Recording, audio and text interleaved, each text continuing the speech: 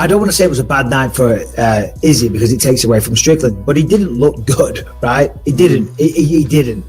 Maybe that was Strickland, but maybe it wasn't. For sure, a lot of it was to do with Strickland. But the question I'm asking is, are we starting to see the decline? Is that the end of the Izzy era, right? Could he bring it back? If he beats Sean, as you say, then there'll be a trilogy. More than likely, that would be the fair thing, part of me, to do.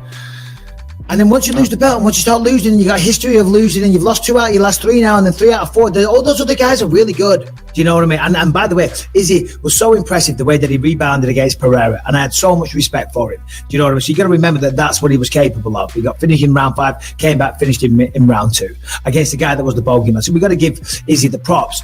But Saturday night was all Sean Strickland.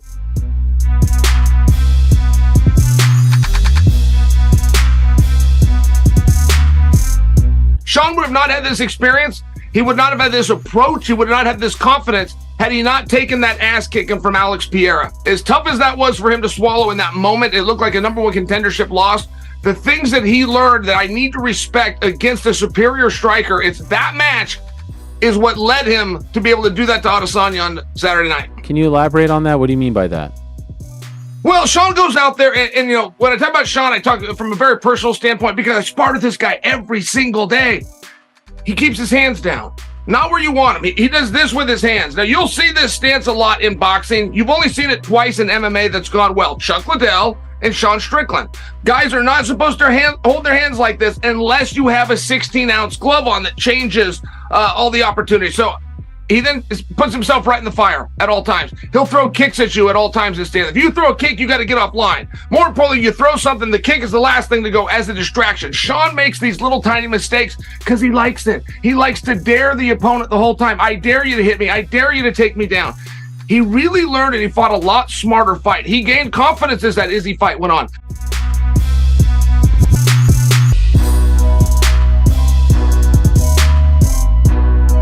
What were you thinking as you were watching on Saturday night, Sunday morning, that fight unfold? The first thing I thought, in the first round, even before the fight started, I told everybody, I said, Izzy looks off. So you have to know that I get obsessed when I'm about to fight somebody. So, I've been studying Izzy for a very, very long time, and I know his mannerisms, I know the way he moves, I know the way he looks, I know his facial expressions, I know everything he does when he walks out. I know everything he does when he gets into the cage, the way he looks, his eyes, everything. And I told him, even before the fight started, I said, Izzy looks weird. And I don't know what it is. I don't know if it's like a extra motivation or if it's, I don't know, but it's different. Something's weird. And when the fight started, not even a minute, and I said, Izzy looks he looks off. I said he looks off. And there's some people saying it was just Sean Strickland shutting him down. That's not the fact of the matter. Izzy didn't fight the way that Izzy can fight. He didn't. That was the worst Izzy we've ever seen in the cage. What would happen in your opinion if that exact Izzy fought you on Saturday? He wouldn't have gotten up after that flurry when Strickland dropped it.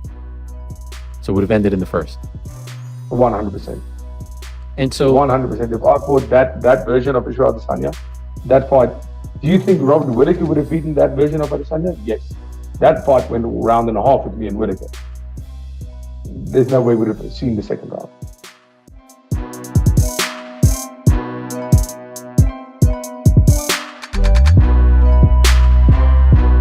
Was this fight ever offered you for UFC 293 in Sydney? Do you really think that I wouldn't go to Sydney? Like, be realistic. You think I wouldn't go somewhere to fight somebody? Probably not, but I don't know. Like, Australia's a far-ass flight. Bro, my second fight with the UFC was where? Brazil. Nah, it was in China. Do your homework, my boy. You know what I mean? So why wouldn't I go? If they cover my taxes, I'll go anywhere. And I'm pretty sure, if they really wanted me to fight in Australia, they would have covered the taxes. You get what I'm saying? I wasn't asked to fight in Australia, fam. I was asked to fight in Vegas when the fight fell out with Kelvin Gastelum and Oh Boy, and I'm here in Vegas. Oh Boy keeps crying about not being able to fight in Australia. If you was worth somebody coming out there to Australia to fight you, they would have made sure somebody came to Australia to fight you. You got a Timex sponsorship. Be happy with that. Shut the up. Bam. My bad. See, y'all getting me in that zone. I'm trying not to go there.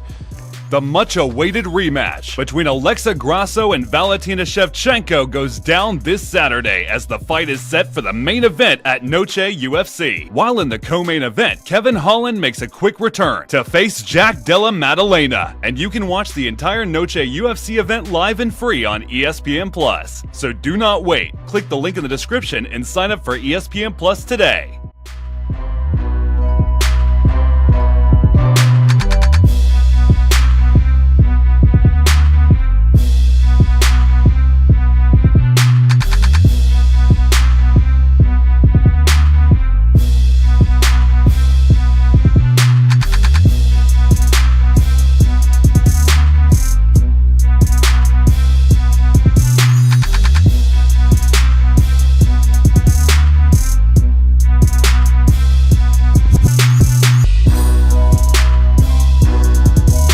The day, this is like one of the biggest mergers in the history of sports.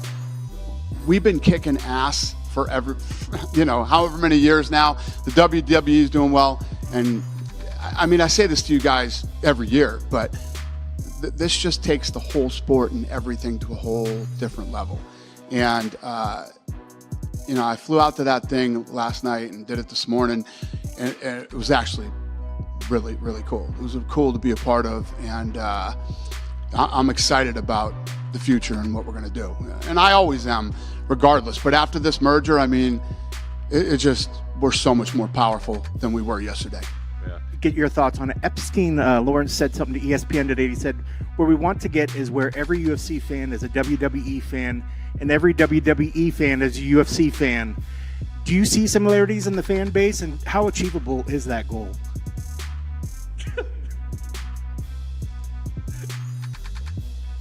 Lawrence, I love you. One of the dumbest statements of all time. Yeah, I don't know why he said that. I don't even know what to say to that. No, there's some crossover.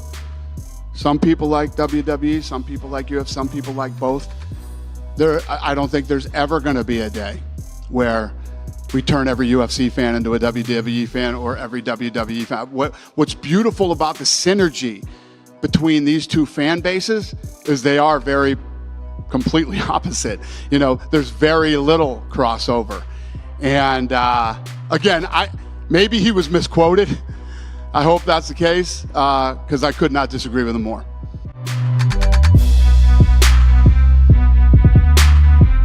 At the end of the day, this is like one of the biggest mergers in the history of sports.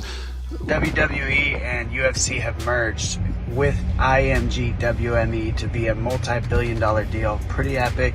It's great for MMA because you're merging them, and now all the TV stuff that the WWE had for years and years, plus all the management and marketing deals that IMG WME has, all come together to make one big conglomerate of money and fun, and it's just going to be a crazy show.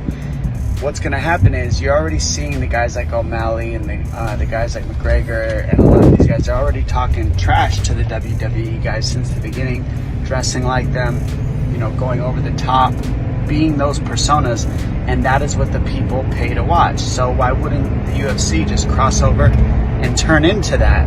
It makes sense. The fan bases match, and I think because the fan bases match, the WWE and the UFC fan base match so well, I think that's the main reason this is happening.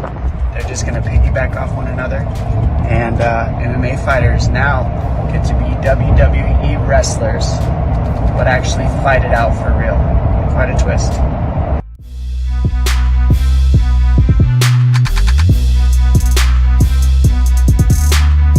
Izzy and I are cool. I have zero issues with him, man. Nothing but respect for his team.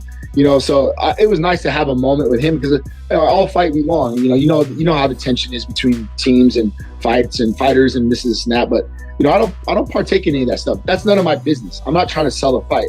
I'm trying to execute the name in front of me competitively, right? That's it. I'm just trying to get a win. So him coming over, giving me a hug, we talked about Francis for a minute. I was like, I'll see you in Saudi.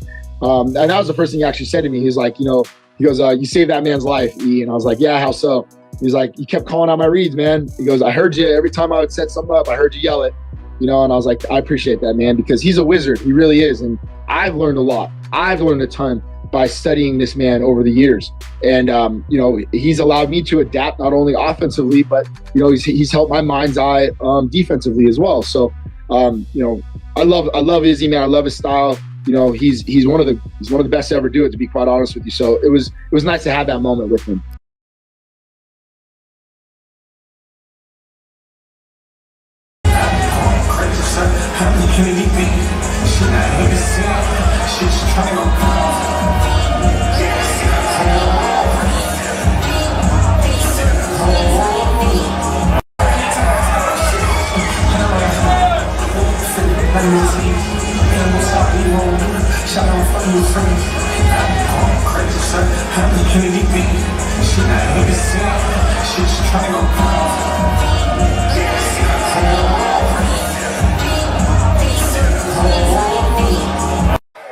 What the fuck is that? What the fuck just happened?